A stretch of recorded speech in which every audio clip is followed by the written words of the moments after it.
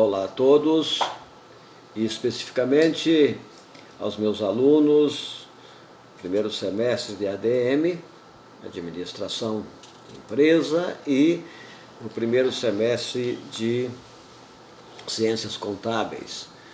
Eu quero apresentar nessa aula a ORT, Organização Racional do Trabalho. E nós vamos falar dos 9 itens que compõem essa ORT, instrumento criado por Taylor lá no passado, exatamente para sair do empirismo das empresas e passar para, esse foi o método científico criado por ele, né, a partir da observação e da mensuração. Tudo era feito de forma mensurada nas colocações dele. E o primeiro item da ORT é análise do trabalho, estudo dos tempos e movimento. E aqui nós vamos apresentar o objetivo, né, do estudo dos tempos e movimentos, que era o seguinte: o primeiro, eliminar todo o desperdício de esforço humano. Lembrando que nesta época, né, o trabalho manual, a parte física era muito exigida. Então, a eliminação de todo o desperdício do esforço humano. Adaptação dos operários à própria tarefa. Veja que aqui dá para fazer muita coisa, né, em termos da operacionalidade das tarefas, da atividade a ser executada. Treinamento dos operários para que respondam às exigências de seus respectivos trabalhos. E maior especialização de atividades. Então, na verdade, a função, né, a função desse primeiro item da ORT era para isso, né, que nós comentamos: estabelecimento de normas bem detalhadas de atuação de áreas do trabalho. Nós vamos ver que tem grande sentido, né, aquilo que Taylor criou, né, com a finalidade de otimizar o processo dentro da empresa. O segundo item da ORT é o estudo da fadiga humana. Para Gilbert, o estudo dos movimentos é realizado com tripla finalidade, né? Primeiro, evitar os movimentos inúteis na execução de uma tarefa. Executar o mais economicamente possível, do ponto de vista fisiológico, movimentos úteis. Em terceiro, para Gilbert, dar a esses movimentos selecionados uma seriação apropriada. Isso é o princípio de economia de movimentos. Então, na verdade, eles se preocupavam com esta questão. Ele ainda verificou que a fadiga humana predispõe o trabalhador para a diminuição da produtividade e da qualidade do trabalho. Perda de tempo, aumento da rotação de pessoal, doenças, acidentes, diminuição da capacidade de trabalho, né? O estudo da fadiga humana, é bom que se diga, e para que nós possamos orientar os nossos trabalhos, né? Ele é o redutor da eficiência. Nessa época era o redutor da eficiência do trabalhador, né? Do trabalho que era feito muitas vezes manual, né? Então ele criou aí uma preocupação dentro da economia de movimentos relativos ao uso do corpo humano. Então, alguns movimentos, eles têm a forma adequada de ser feitos, e isso era observado por esses estudantes da época. O segundo item é relativos ao arranjo material do local de trabalho. Então, o layout todo, ele deveria ser feito de tal forma a facilitar a movimentação do corpo humano.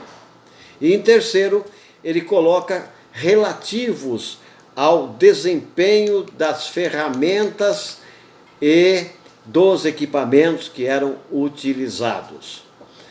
O terceiro item da URT, Organização Racional do Trabalho, vem a divisão do trabalho e especialização do operário. Veja, como era feito de uma forma toda dividida, aqui que se buscou a divisão do trabalho de uma forma racial. Então, o estudo dos tempos e movimentos proporcionou a divisão do trabalho e a especialização do operário a fim de elevar a sua produtividade. Com isto, cada operário passou a ser especializado na execução de uma única tarefa. A ideia básica era de que a eficiência aumenta com a especialização. Quanto mais especializado for o operário, mais, de uma forma importante, ele vai estar desempenhando o seu papel dentro da organização. O quarto item, desenho de cargos e tarefas. Veja, para que a gente possa entender o que é a tarefa, né? A tarefa constitui a menor unidade possível dentro da divisão do trabalho de uma organização. Então, a parte menor, né, é toda e qualquer atividade executada por alguém no seu trabalho, dentro da organização. Constitui a menor unidade possível de divisão. E o que é o cargo? Veja que esse quarto item, ele se preocupava com o desenho de cargos e tarefas. O cargo é um conjunto de tarefas executadas de maneira cíclica ou repetitiva. Desenhar um cargo é especificar seu conteúdo, suas tarefas, os métodos de executar e as relações com os demais cargos existentes. Veja que essa preocupação, hoje de uma forma toda diferente, dado a tecnologia, né, nós que estamos vivendo na época da conectividade, então as coisas ocorrem talvez de uma maneira diferente, mas o surgimento desta preocupação foi lá, né, no início então, do século XX.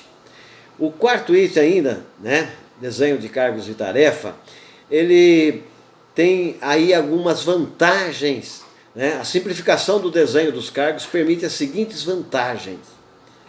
Na hora da admissão, a admissão de empregados com qualificações mínimas e salários menores, reduzindo os custos da produção. Minimização dos custos de treinamento, redução de erros na execução, diminuindo os refugos e rejeições.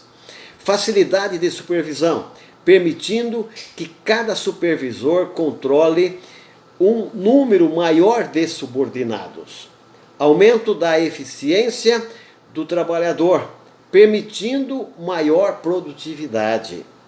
Então, veja que essa foi uma finalidade, a finalidade de Taylor, né, criar, né, esse item dentro da URT.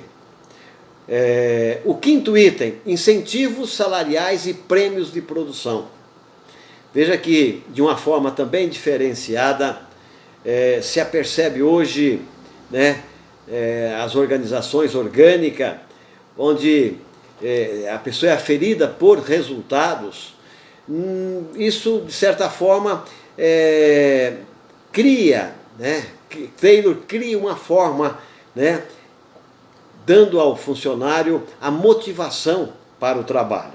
Então, incentivo salarial e prêmio de produção. Como plano de incentivos salariais e prêmios de produção, Taylor e seus seguidores procuravam conciliar os interesses da empresa em obter um custo de produção cada vez mais reduzido e, consequentemente, maior produtividade e maior rendimento, com os interesses dos operários em obter salários mais elevados.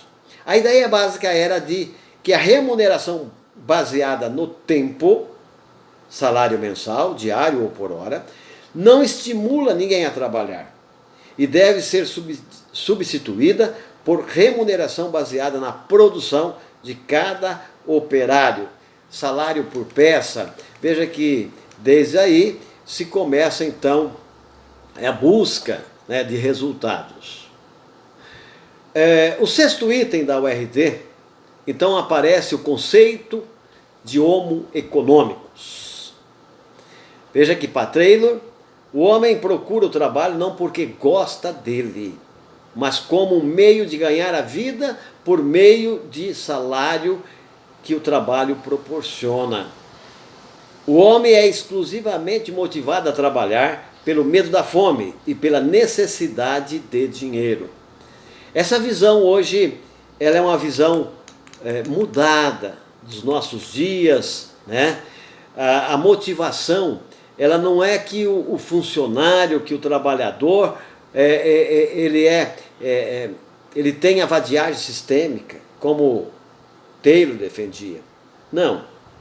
Tem que ser criado ferramentas, motivações, e com os programas de qualidade a partir do ano 70, com o toyotismo, isso ocorre nas empresas, né? Mas veja que havia já essa preocupação, essa visão do homo econômico, né? O 7º item da URT, condições de trabalho. Com a administração científica, as condições de trabalho passam a ser consideradas como importantes, elementos no aumento da eficiência. Veja bem, vamos voltar no passado, as empresas de uma forma artesanal, com tudo era feito, né, sem uma organização. Agora então, ela é feita de uma maneira a visualizar que as condições de trabalho propicia ao trabalhador algo diferenciado, algo importante. O conforto do operário é a melhoria do ambiente físico, iluminação, ventilação, aspectos visuais da empresa, eliminação de ruídos, etc. Hoje há uma preocupação muito grande. E hoje as empresas com determinado número de funcionários têm as suas CIPAs, que cuidam, que buscam levar e ajudar as empresas a buscar, na verdade, condições de trabalho adequadas para a produtividade. Passaram a ser muito valorizados, não porque as pessoas o merecessem, mas porque eram essenciais para a obtenção da eficiência do trabalhador. Veja que eles encaravam de uma forma terrível, né? E o oitavo item era a padronização. Veja que existe um termo, né, falado, que nesta época de Taylor as coisas eram feitas, né, a partir de Taylor não, mas antes de Taylor as coisas eram feitas nas coxas. E esse termo, conquanto um termo parecer jocoso, se refere aos empregados que faziam as telhas nas coxas. E com isso não tinha padronização. Então Taylor buscou a padronização na busca da produtividade. Com a administração científica, a padronização passa a ser uma preocupação constante na obtenção da eficiência. A padronização pode conduzir à simplificação, à medida que a uniformidade obtida reduza a variabilidade e as execuções que aplicam as coisas. A padronização é a aplicação de padrões em uma organização ou sociedade. A padronização significa a aplicação de métodos científicos para obter a uniformidade e reduzir custos. Então, a partir daqui, se buscou a padronização na redução de custos. E o nono item, né? O item 9, ele diz supervisão funcional. O que seria a supervisão funcional, né? Seria a existência de vários supervisores, cada qual especializado na sua área, e que tem autoridade funcional, relativa somente à sua especialidade. Sobre os mesmos subordinados, a supervisão funcional é exatamente aplicada na divisão do trabalho e na especialização do nível dos supervisores-chefes. Então veja bem, para cada tipo de atividade eu tinha uma pessoa especializada naquele assunto, né? Naquele assunto, para estar instruindo aquela equipe dentro da empresa.